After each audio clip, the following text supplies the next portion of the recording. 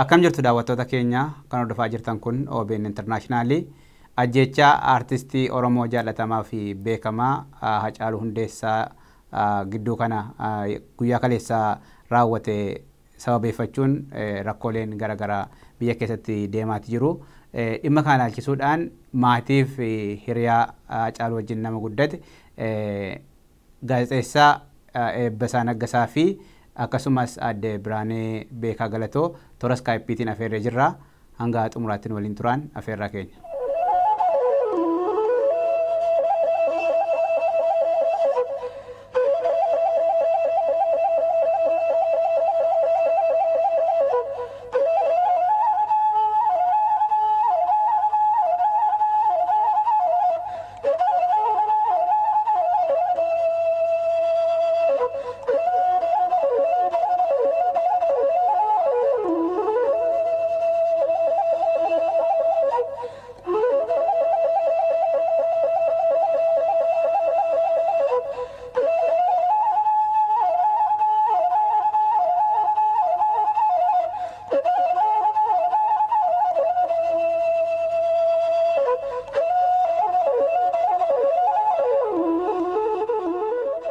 Aadde Birhaanee Beekaa galatoo akkasumas Ebbisaa naggasaa toora Skypeetiin argamtanii ajjechaa aartistii Oromoo beekamaa fi jaallatamaa Haacaaluu Hundeessaa irratti gadda isinitti dhaga'ame ibsuudhaaf argamuu keessaniif galatooma. Hayyee gadda keenya walumaan qabnu akka dhiyeeffannu nu affeeruu keessan isinis galatooma. Aartistii Haacaaluu Hundeessaa aartii Oromoo keessatti nama beekamaa qofaa osoo hin ta'in aartii Oromoo sadarkaa tokkotti kan ceesisee fi hawaasa Oromoo uummata Oromoo mara biratti kan jaallatamudha. Guyyaa Gaddaa akka tasaatti dhabnee jirra. Kanaaf hundumtuu biyyi hundumtiyyuu biyya alaaf biyya keessatti hundumtuu gadda hamaa keessa jira. Haala kana keessatti kan inni isin afeere gadda keessan hawaasuma wajjin walumaan akka hirmaannuuf jenneeti. Isin maatiidhas hiriyaadhas Haacaaluu wajjin mee Aadde Birhaanee akkamitti akka isin gaafadhu rakkisaadha garuu maaltu isinitti dhaga'ame? Egaa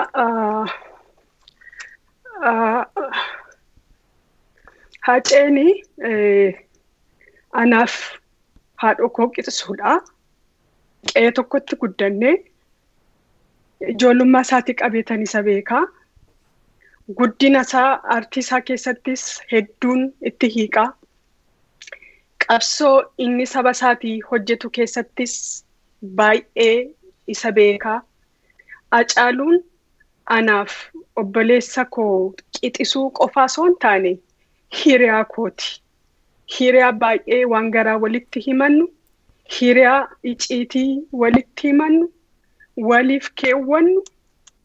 Haacaaluun tarii kaaniif aartistii fi qabsaa'aa qofaadha. Anaaf immoo obboleessa koo xiqqaadha. Ani dhalootaan obboleessa hin qabu. Akka obboleessaatti namni natti hiiqanii akkan haadhoo qabaadhu kan na godhan keessaa Haacaaluun tokkodha. Haacaaluun egaa aartistii ka Oromootis, ka Itoophiyaatis, kan addunyaati. Aartistiin kan saba bal'aati. Aartistiin kan addunyaati. Haacaaluun ajjeesuu jechuun ija maatii, ija hiriyaa, ija haadha mana, ija ijoollee, ija qabsaa akkittiin ibsus, akkittiin himus natti ulfaata. Haacee kootiif kun hin maluuf. Haaceen koo bara wayyaaniin biyya bulchaa turte barsanayyuu hin ajjeefamne. Har'a Haaceen yeroo ilmi Oromoo biyya bulchee jennuutti yeroo kana keessatti handhuura Finfinnee, handhuura magaalaa isaa keessatti ajjeefamuun baay'ee na gaddisiisa. Haaceen reefu jireenya calqabe. Haaceen reefu bultii horachuu calqabe. Yeroo kanatti immoo baay'ee na gaddisiisa. Akkittiin himus na dhiba, akkittiin dubbadhus na dhiba.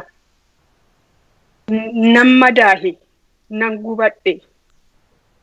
Waan ta'e bilbilaniitu gumsana natti himani. Hagammaa gurra koo samanuun dadhabe, keessa koo samanuun dadhabe. Garuu immoo miidiyaa addunyaa irratti sargaan jira gatii ta'eefani fudhachuun natti ulfaatus. Ajjee koo garuu waan waliin haasofne, waan waliin karoorfanne yaadachaa akka inni na keessa jiruttan ilaala. Anaaf Haacaaluun hin wareegamne, Haacaaluun hin jiraataa, jireenya bara baraa jiraataa, Haacaaluun gootadhaa, Haacaaluun yoomiyyuu hin jiraata. Hojii isaatiin, gocha isaatiin, diina keessa taa'ee kan diina irratti geerare, ijoollummaa isaatiin kan mirga isaatiif falmatee kachallee ambootti gale. Haacaaluun hin duune. Haacaaluuf immoo duunni kun hin maluufi. Yeroon inni itti du'es, haalli inni itti wareegames Haacaaluudhaaf hin malu. Sababuma Haacaaluun ajjeefamuuf sababumatu hin jirre. Haacaaluun akkuma jireenya isaa calqabe mucaa sadaffaa reefu godhate. Haacaaluun ijoollee isaa guddifachuu qaba. Reefu hojii calqabe. Reefu mi'aan nyaachuu calqabe. Reefu jireenya jiraachuu calqabe Haacaaluun. Ebbisaa. Alex, ani kana jedhee dubbachuu hin danda'u. Sidhibaa bosona keessa calliseetumani wookii gochaa ture yegguun Feesbuukii ilaalu Haacaaluun ajjeefamee jedha. Yegguun deebi'ee ammas scroll down godhu Haacaaluun rukutamee hospitaala seeneedha. Ani Apriliif the Foolis natti fakkaate waan dubbadhus na wallaalee bosona keessatti iyyuu koduu waan beekaa. Nama daanyee jedhamu tokko faana akka tasaa bilbila haasa'aatiin deemaa tureyyuu achisatti cufee tanannaan deebi'uudha kan hin arge. Immediately innis bilbilee natti dubbate. So kana jedhee dubbachuu hin danda'u. Ani wanti hin dhaga'ee amanuu hin dandeenye. Haacaaluun nama tokko miti. Haacaaluun jechuun miliyoona 60 jechuudha. Uummata Oromootiif nama aykanii qabsaa'aa Oromoo kan mootara qabsoo Oromooti. Nama callistee harka gadhee jalatti du'u miti. Jechuun Haacaaluu jechuun nama kana jedhee siin ibsu. Ani wajjiniin baradhe kutaa 11 jalqabee. Eegguunni fedhiinsa yeroo hundumaa yuunivarsiitii galee barachuu nama barbaadu ture. Naannootti yuunivarsiitii galu inni karchallee seenee achi beeti kan inni mana barumsaas galee fixee 12 kan xumure. Fedhii isaa nan beeka. Deebi'ee immoo inni waa'ila kootis eeguun fuudhuu dhaabbatee kan na fuusise isadha. Isatu miinzee koo ture. So amma kana jedhee dubbachuu hin danda'u. Hiriyaa kooti. Innaan biyya kanallee dhufullee eerpoortiitti kan na gaggeessedha. So jireenya koo keessatti kan inni hin bannedha. Nama jireenya koo keessa yeroo hundumaa walii bilbillu. Yeroo as gunnaa dhufu achinnaa deemu yeroo waan hundumaa kan nama gorsu. Haacaaluu jechuun nama tokko miti hin bara. Weellistoota warra amma dargaggooyyiin amma ammaatti baanee jiran kana hundaa inni namni hin gorsine hin jiru. Inni namni daandii hin qabsiisne hin jiru.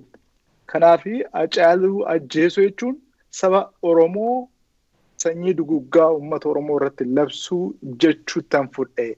Harki koo na hollata, qaamni koo na hollata, rimni hin jiru. Kana jedheesitti himuu hin danda'u. Amma miidiyaadhaaf hidheetan miti kan haasa'u. Haacaaluu jechuun nama addaati. Nama seencharii tokkotti nama tokko argattudha. Haacaaluu jechuun. Haacaaluun nama sirbee yookaan immoo akkuma nama kaanii weellisee populaaritiidhaaf nama jiraatu tun ta'in rabbirraa kan kenname qabsoo Oromootiif kan kenname saba isaatiif nama mirga dhala namaatiif falmudha. Kanaaf Haacaaluun anaaf kan hedheessitti himuu hin danda'u. Haacaaluun waan inni keessa hin dabarre hin jiru.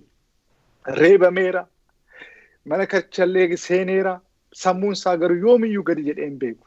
Achi taa'ee waan inni barreessa achi ba'ee inni abjuun isaa uummata Oromoo ol kaasuu nama isa tuffatu hin jaalatu jireenya isaa keessatti nama Oromoo tuffatu hin jaalatu nama hundumaatiif hunduratti kanaafidha of kennee kan qabsaa'u dhiirummaadhaan kan qabsaa'u, dhiirummaadhaan onneessa dhugaa qaba, isa fakkeessituu ishee callistee Facebook irraa odeessitu miti. Haacaaluun gochaan agarsiiseeti kan jiraatu. Gochaan nama gochaati. Nama callisnee akkasumatti ilaalluu miti. Kanaaf Haacaaluun yeroo meeqa hidhame? Ani baratoo naa wayyaanee sanaa naa Millennium Hall sana irratti achitti ajjeesuuf naa isaan marsan sana too du'e qabsoo irratti wareegame akkuma front line irratti loltuun tokko duutu achitti du'eennee teenyaayyuu homaan itti hin fakkaatu. Hamma Oromoon bakka biyya bulchutti Oromoon mirga abbaa isaatii argateera. Yeroo dhawaataan jijjiiramni dhufa bakka hidhamee abdiin jirutti akkas ta'uu isaatu anaan garaa koo yoomiyyuu nu hin ciisne, diinni yoomiyyuu nu hin ciisne. Kanaaf Haacaaluu koo yalaa fudhatan. Ani dhugaa dubbachuudhaaf yoomiyyuu ani bakka isaatoon bu'e isa dhugaa dubbachuudhaaf kana hidhee dubbachuu hin danda'u. Haacaaluun nama miti, nama waaqarraa rabbiin nama nuu kennedha. 7 3 dura bilbilee fitan ture. Haacee maayini bakka jabaadhu abshir ofe qobaa kee deemiini adaraa kee jedheetti meera. Innis bakka waan baay'ee natti dubbate. Baay'een gaddee Haacaaluun amma maatti waan jiru waan hin duune calliseetuma fake news wayin itti fakkaachaa jira. Kana hidhee dubbachuu hin danda'u. Waanuman dubbadhu wallaaleetuman naasaa kana garuu Haacaaluun nama tokko miti. Anaaf hiriyaa koo obboleessa koo wal kutaa tokko keessatti ciisna. Waliin deemna. Yegguun ani Adaamaadha Finfinnee deemu mana isaatti boqodha. Inni na bira dhufa. Waan baay'ee waliin dabarsine. Haacaaluun anaaf kana hidhee dubbachuu hin danda'u. Maal jedhee akkan dubbadhus hin beeku. Namattis amma barcallisneetuma lafarra deemna malee barnuutis duunee irraa jirrum. Isanni du'ee baafate wayyaam. Kanaaf akkuma Birhaaneen jette Haacaaluun nama tokko miti. Nu ajjeesanii, nuti taphachiisanii. Akkuma isin kaaftanii yeroo kana miidiyaa irratti baanee haasa'uun baay'ee rakkisaadha. Kan rukutame tokkummaa Oromoo Haacaaluu keessaanii Oromoon kan ilaalamu gama hundaaniyyuu yeroo kanatti adda baasanii Haacaaluu artistii reef ka'aa jiru bara isaa guutummaa aartii Oromootiif kennee jireenya isaa aartii Oromootiif kennee tarii ifa kabiraatu dhufaa jedhee nama eeggatu saatti kanatti maaliif adda baasanii akkas godhan Oromoo keessatti biyya sana keessatti maaltu ta'uu danda'a yookaan immoo akka nama tokkootti akka maatittis hawaasa Oromoo hafe maal gorsitu Aadde Birhaanee? Egaa warri Haacaaluu nyaatanii Noelaa nyaatanii karoora fagoo qabu yeroo dheeraati. Haacaaluu sa'aatii muraasa keessatti arganni jedhamee yookaan guyyaa muraasa keessatti torban muraasa keessatti karoorfamee miti Haacaaluun kan nyaatame. Haacaaluun warra isa dorsisaa turanis isa kekkachiisaa turanis otuma beekuu, otuma dubbatuu, otuma nutti himuu, otuma bolaasatti himuu maal biyya koorran jira, saba koo keessan jira, maaltu maal na godha. Haacaaluun obbolaa kootiin marsamee jira. Hacee koo aanuu siifan aabuu danda'a. Lakkii waardiyyaa si aabuu qabna gaafan jedhuun warri diaasporaa kun dubbii guddistuu bariinaan jedhe. Ani bara obbolaa kootiin marsamee jira. Saba kootiin marsamee jira. Saba koo keessan jira. Yaadda innaan jedhe. Warri Haacaaluu galaafatan karoora bara dheeraa qaban. Warra madaa bara dheeraa irraa qaban. Ani waan gabaabaa polotikaa siyaasa gabaabaadha jedheen kanan fudhu. Kan Haacaaluu nyaatan akka Oromoonis wal nyaatu. Akka sabni Itoophiyaas wal nyaatu. Akka biyyattiinis diigamtu karoorfatanii warra hojjetanidha. Haacaaluun koo yeroon taanetti haalan taanetti tapha siyaasaa tiin wareegame. Haacaaluu koo yeroon taanetti nurraa fudhatanii bu'aa siyaasa isaaniitiif kan inni quban qabneef keessaan qabne irratti Haacaaluu nurraa fudhatanii. Garuumoo Haacaaluu qaamaan fudhatu malee yaadni isaas, mariin isaas, kaayyoon isaas nu keessaan fudhatamu. Haacaaluu ijoollee qeetti waliin guddannee miti. Ijoollee Amboo qofaa miti. Haacaaluun ilma saba hundaati. Haacaaluun ilma hundaati. Haacaaluu ajjeesuun qabsoo Oromoos duwwatti deebisuun hin danda'amu. Haacaaluu ajjeesuun biyyittii Itoophiyaa jedhamtus diiguun hin danda'amu. Garuu ofumaaf diigamu. Warra Haacaaluu nyaate ofumaaf nyaatamu. Ofuma isaaniitiif eenyus haa godhu, eenyu kaayyoon isaanii milkaa'u. Haadha ofiif ofitti gabaabsanii, sakaalla ofitti gabaabsanii. Kaayyoon Haacaaluu garuu onnee keenya keessa jira. Lubbuu ijoollee koo keessa jira. Alataa ana kana Haacaaluu beeku miti. Kana Haacaaluu wajjin hin guddadhe miti. Ala xixiqqoo isa sagalee isaa dhagahaa, gocha isaa argaa guddatan keessa jira. Haacaaluun onnee qabsaa saba, qabsaa biyya hunda keessa jira. Ka addunyaa keessa jira. Haacaaluun yeroo Ameerikaa dhufu biiroo koo dhufee ture. Otoon walgeerra jiru bilbilli natti bilbilame. Gatii isa beekaniifan gaafan dubbadhu qabsaa addunyaa fi artistii addunyaa ta'uusaa adiin isaan beeknellee sirba isaa beekan. Gaaf tokko dhufee nagaa isaan gaafate akka salabiriitii biyya kanatti na mallatteessi jedhu isa mallatteessisanillee hin bu'aniif. Haacaaluun addunyaatu beeka. Sammuu addunyaa keessa ajjeesuu hin danda'an. Sammuu addunyaa keessa baasuu hin danda'an. Haacaaluun goota. Kan nama nyaatu moo gadheen yoomiyyuu nama nyaatti. Gadheen yoomiyyuu nama galaafatti. Haacaaluun fuulleetti natti hin dhufanii jedhe eeyyee fuulleetti isatti hin dhufne. Gadheen immoo eeyyee. Namni nama hatuu fi namni meeshaa hatu tokko okateetu nama nyaata, okateetu nama hata. Garuu moo hojii isaa, gocha isaa, gootummaa isaa, ilaalcha isaa nu keessaa hatuu hin danda'an. Tokkoon nu funaanu malee, dabareetiin dhumanna malee, kaayyoon isaa nu keessaan dhumatu. Alataa keessatti daraaree jiraata. Dhiiga haceetiin waan barbaaddan nurra geenya malee waan nu diiganii hin ta'u. Kanarra deebi'ee warra shiroota kana xaxanitti himuun barbaada. Eebbo Ajjechaa Haacaaluutiin tokkummaa Oromoo biyya sana diiganii kaayyoo hin beeknu waan dudduuba jiru. Galmaan ga'uu hin danda'amaa? Sabboonummaa, tokkummaa, Oromummaa sirboonni Haacaaluu baroota isaa keessatti sirbe. Oromoo iddoo hundumaa walitti fidee tokko godhe sana. Kaayyoo sana rukutuu hin danda'amaa? Haacaaluun namni hin beeku. Ani kan naan galle hin barri. Haacaaluun hin barri. Imagination namarraa, namummaarraa kan adda ta'edhaan barra. Haacaaluu jechuun hin barra. Forecast nama gochuudhaan barra. Nama raaguudhaan barra. Nama sammuun Waaqayyoo isa bilcheessee uumeedhaan barra. He don't need to go to school, man. Waaqayyootu kenneef himsaaf. Inni bar nama qabsoo keessatti dhalatee guddateedhaan barra. Haacaaluun hin bar gaaf tokko waa tokko sii kaasa. Bara tokko ani sagantaa tokko hojjechuudhaaf jedhee tanan isaaf jaamboo jootee mana atileetii beekamaa tokkotti maqaa isaan dha'u garuu mana isaatti fuunee sagantaa yaana waggaa kabajuudhaaf mana isaatti geessuudhaaf yaale. Achitti sirbanii waliin taphatanii atileetii bakka Oromummaa kana dagaagsuudhaaf wayyaa aadaatiin maaliif bareechine. Gaaf sana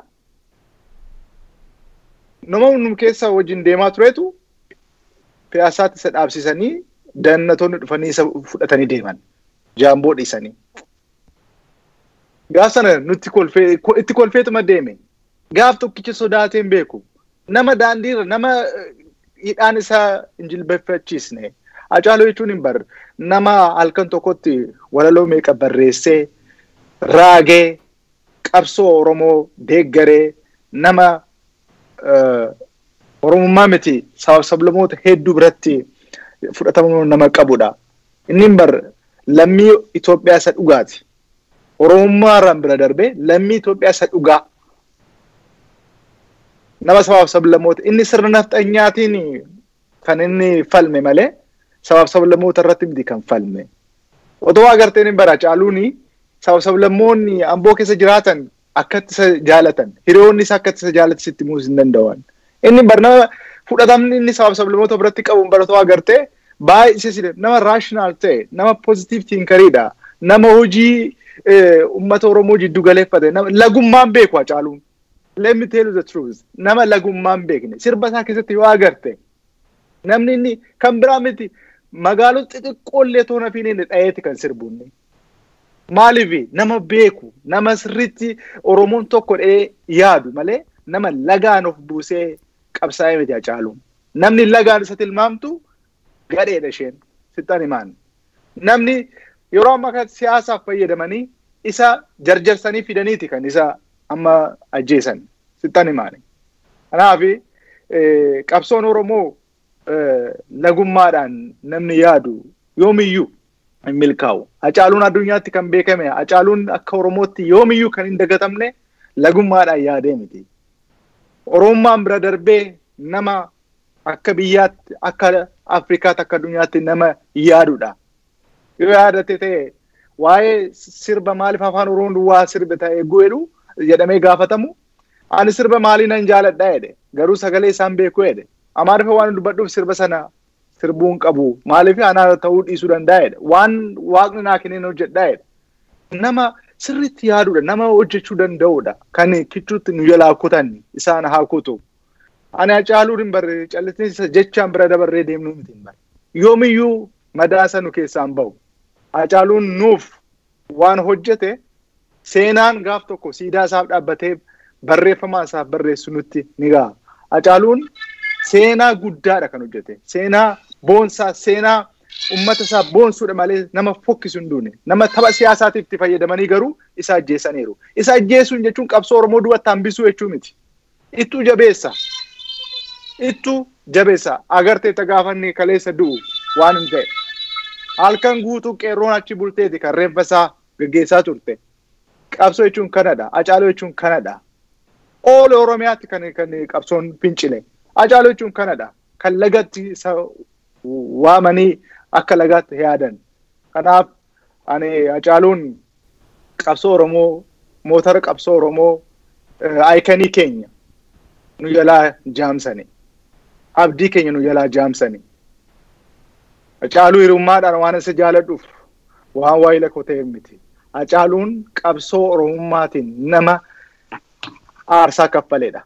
Nama inni namni yoo agarte safaan bar daqiiqaa tokko teessee barnoota yuunivarsiitii keessatti barate caalaa barnoota sarraa argatta. Ijoolleen inni gorsoo, ijoolleen inni dargaggoota sooressaa, hiyyeessaa maalii hin jedhu. Inni yeroo hundumaa ijoollee hiyyeessaa wajjin hoola. Hiriyoota isaa durii hin irraanfatu. Haacaaluu jechuun akka salphaatti feesbuuk irra teenyee haasofnuu miti. Haacaaluun gochaan kan nama hojjetedha. Tokkummaa Oromoo kan jabeessedha. Gaafa Sumaaleen buqqa'u sangoota 11 bitee kan deeme eenyuunni Haacaaluudha kan qaburraa. Tan himaan namni akkatti mimmaan isaa dhangalaase tokkummaa Oromootiin malee lagummaatiin miti. Kanaaf ani qabsoon Oromoos maalirra akka ga'e duubatti deebi'een jedhaan. Fuundatti deemuu miti duubatti deebi'een jedhaan.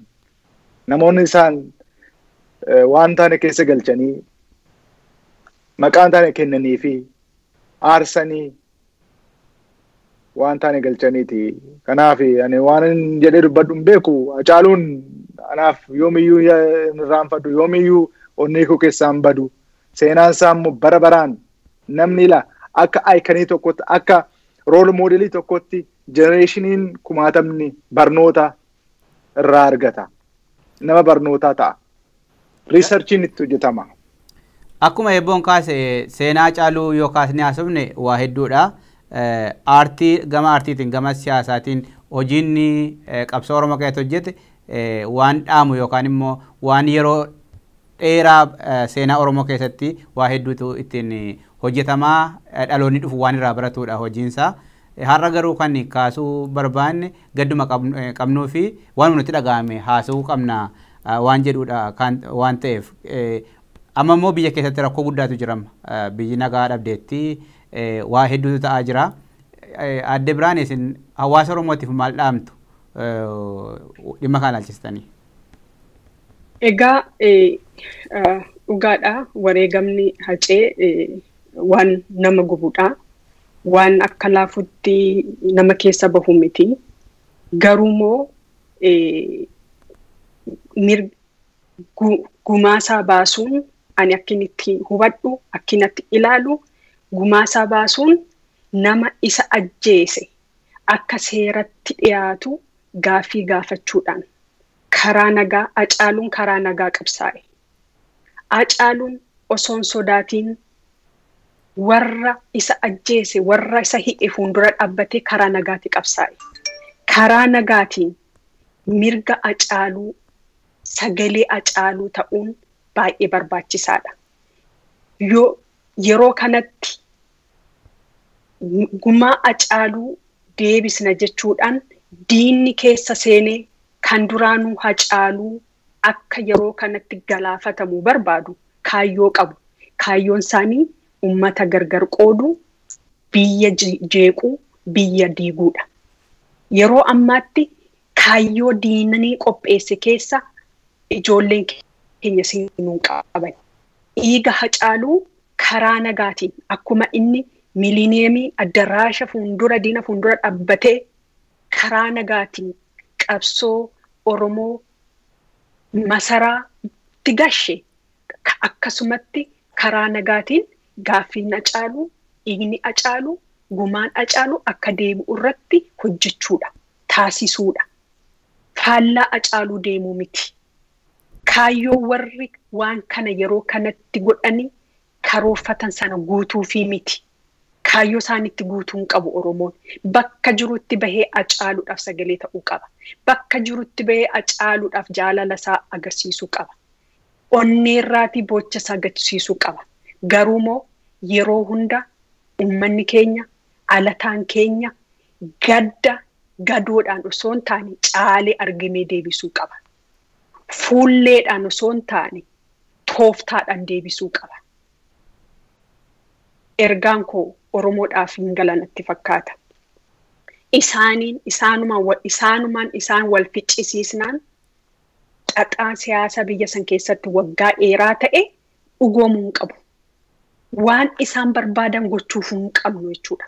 Oromoon kana beekuu qaba, hubachuu qaba. Waan kiyyoo diinni xaxee karoorfatee keessa isin gashe keessan seenina.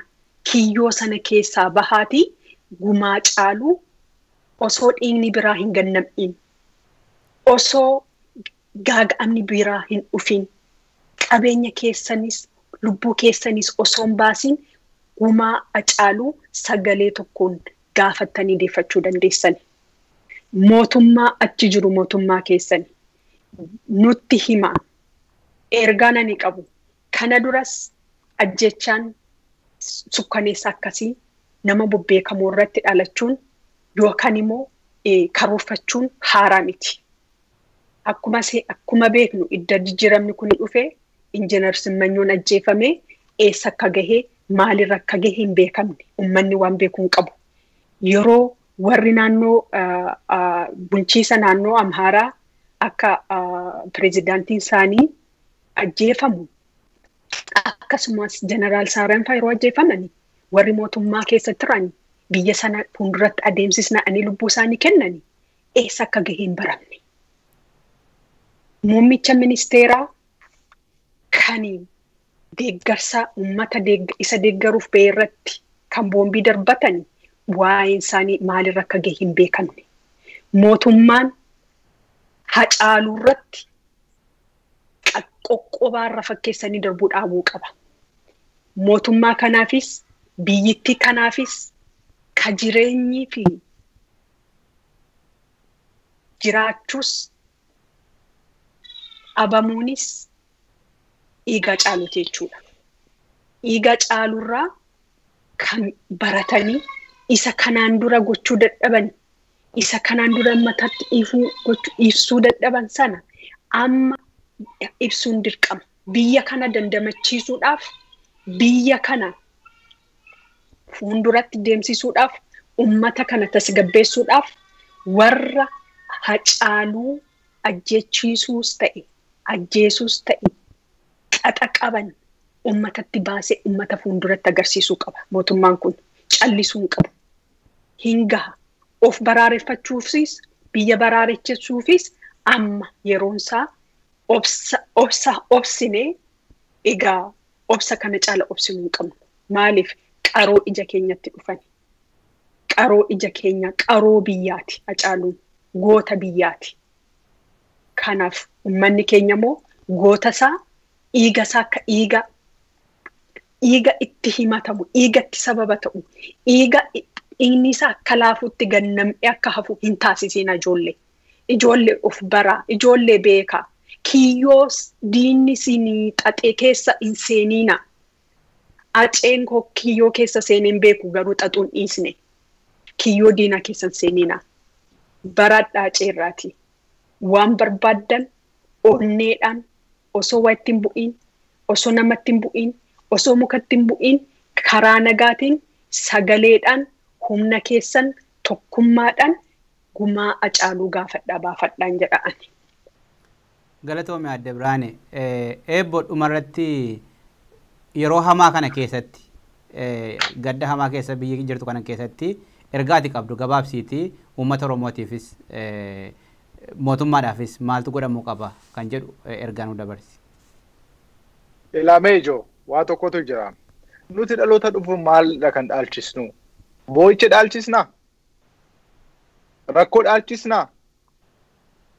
Moo qabsoo abbootiin akaakileen keenya yookaan immoo Jeneraal Taaddasaan fa'aa, Baarootumsaan fa'aa, Waaqoo Guutuun fa'aa qabsoo isatti qabsaanii as nuti qeessan sana nuti asumatti hambisuu barbaanna. Uummata keenyatti dhaloota dhufuutti waan gaarii, biyya gaarii, aadaa fi seenaa uummata Oromoo kana caala dagaageen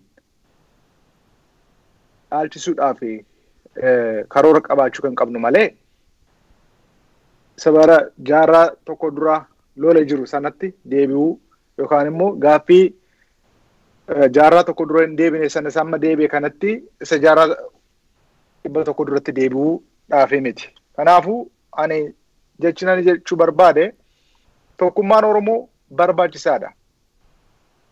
Yoomiyyuu nuti wal qoqqoodinsaatiin Oromoo waan barbaadu galmaan geessuu hin dandeenye.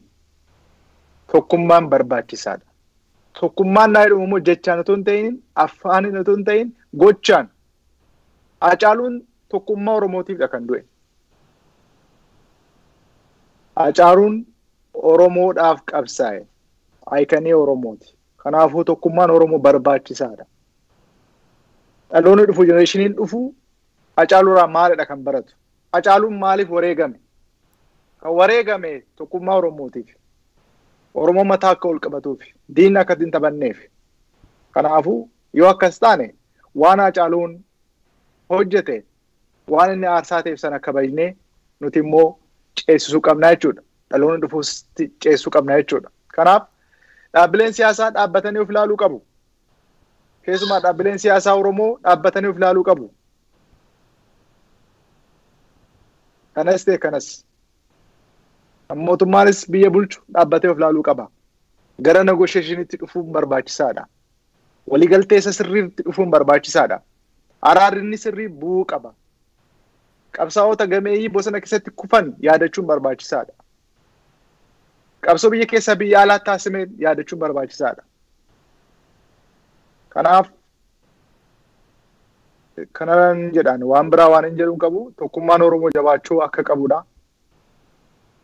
Haacaaluudhaaf immoo innis aara galfatee kan boqotu yoo Oromoon tokkoomee argedha. Kanaaf tokkummaan Oromoo barbaachisaadha. Dhaabbileen siyaasaa of ilaaluu qabu. Araara sirrii fi waliigaltee sirriitti dhufuun barbaachisaadha. Cilee walitti dibuun kun nun baasu. Qabsaa'ota qaqallii kan akka Haacaaluu dhabaa jirra. Nu dhabsiisaa waan jiruuf jechuudha. Kanaaf diina ofitti horuun barbaachisaa miti. Oromoon aadaa isaatiin, safuudhaan, guddifachaadhaan, saba biraayyuu fuudhee Oromumseetti sirna gadaatiin bulcha malee sirna gadaa dhiisnee sirna duudhaa keenya dhiisnee waan ta'an keessa gallee yoo deemne tokkummaan Oromoon hin hafu. Hawaasni Oromoo biyya alaa jiran Awurooppaas ta'e Ameerikaas bakka jiran hundaatti biyya nagaa jiraachuu danda'u. Garaan isaanii garuu madaadha. Tokkummaa Oromoo irratti hojii jechuun barbaachisaadha. Poolitikaan paartii tokko ideoloojii mataa isaatii qaba malee waan walii galchan ideoloojii mataa isaatii gurgurachuudhaaf tattaafata. Kanaaf jecha kan biraa cileetti dibee darbaa jechaadha. Eeguu kana tokkummaan Oromoo hin badaa. Duudhaanii fi safuun Oromoo hin badaa jechuudha. Kanaaf kanarratti hojjechuun barbaachisaadha. Araara sirrii akka dhufuun barbaada. Sababa Haacaaluun waragameef immoo hundumti keenya baruu qabna. Kanaaf Oromummaan akkatti hadheeffamuu hin qabu jechuudha. Kanaaf Haaceen Rabbi gannata nuuf haa dhaalchisu. Ijoollee isaatti immoo Rabbi nuyi umurii nu kennee akka ijoollee isaa guddisnuuf nu haa gargaaru.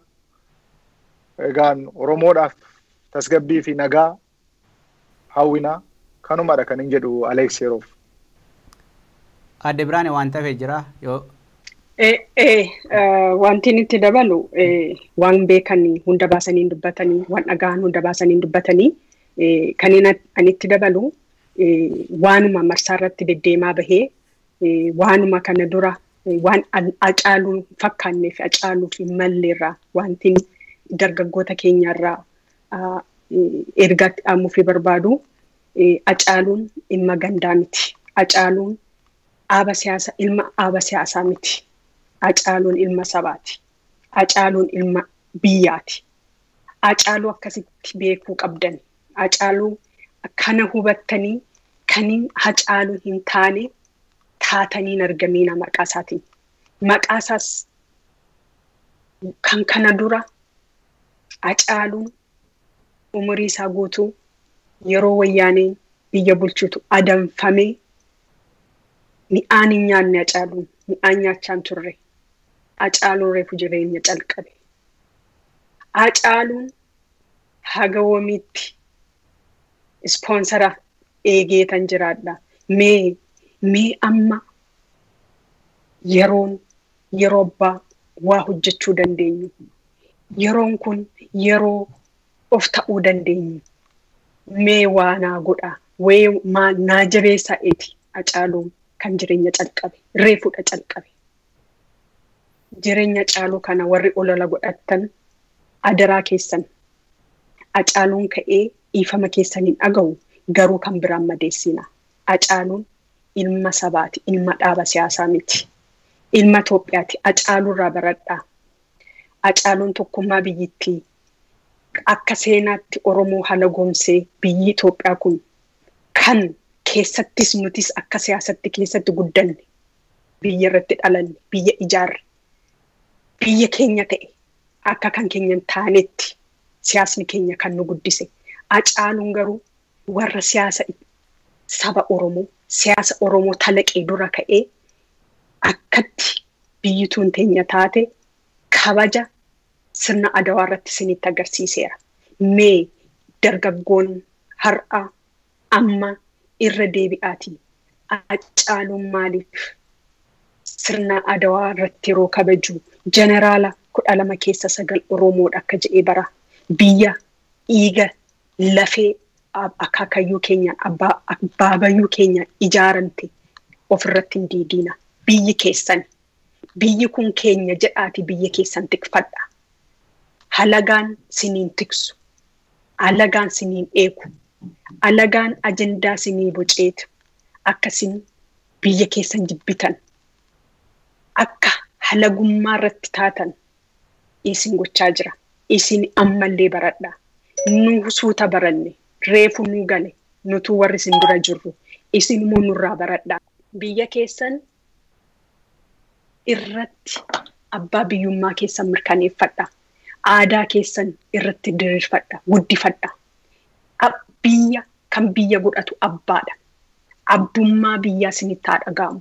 Biyya keessan irratti immoo waan isin barbaachisu isintu godhata. Namatu isinii godhaa miti. Namatu toshee isinii kennaa miti. Waan barbaaddan abbummaa biyya keessanii nama miti kan gaafattan. Biyya keessaniif waan ta'u, egeree ijoollee keessaniif kan ta'u, hamlee ijoollee keessaniif kan ta'u har'a seenaa hojjedha. Seenaa keenya, seenaa keessan har'a sirreeffadha. Biyya san irratti lammii lammaffaa taatanii ofiis hin laaliina, hin jiraatina. Akka abbaa biyyaatti, akka biyya huumetti gootummaadhaan, miira gootummaadhaan biyya kana ceesisaan jedha. Maatii, ijoollee, haadha manaa, obbolaawwan, jaalataas, firas, harmi acees, abbaa acees, habtaamufaa, sisaafaa, maatiin hundinuu gaddi keessan kun gadda keenyaa, gadda Oromoo maraatii, gadda ummata biyya sanaa maraatii. Isin qobaa keessan hin jirtanii. Jajjabaadhaa, isin waliin jirra. Ilma keessan qofaa osoo hin taane ilma keenya hundatu nu jalaa wareegamee jabaadhaa. Hundumti keessanuu maatiinis hiriyaanis walumaa gala uummanni biyya sanaa hunduun jedha. Aadde Birhaanee Beekaa galatoo fi Eebbisaa Naggasaa yeroo hamaa kana keessatti maatii warra wajjin guddatan taatanii tarii wanti nuyi dubbannu ergaa ta'a jettanii waamicha keenya kabajanii toora Skypeetiin argamuu keessaniif hedduu galatooma. Ulfaadhu Aleksatis. Egaa daawwattoota keenya qopheeffanne kanuma nagaatti.